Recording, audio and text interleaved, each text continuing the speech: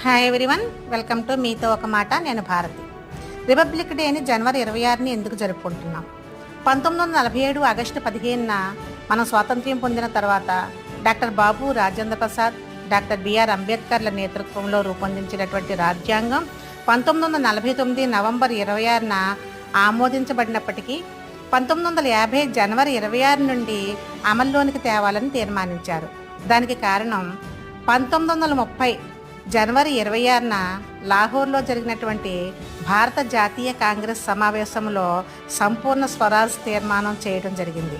అందుకే ఆ రోజుకు ఒక చారిత్రాత్మకమైనటువంటి ప్రాధాన్యత కల్పించాలని వారు భావించారు.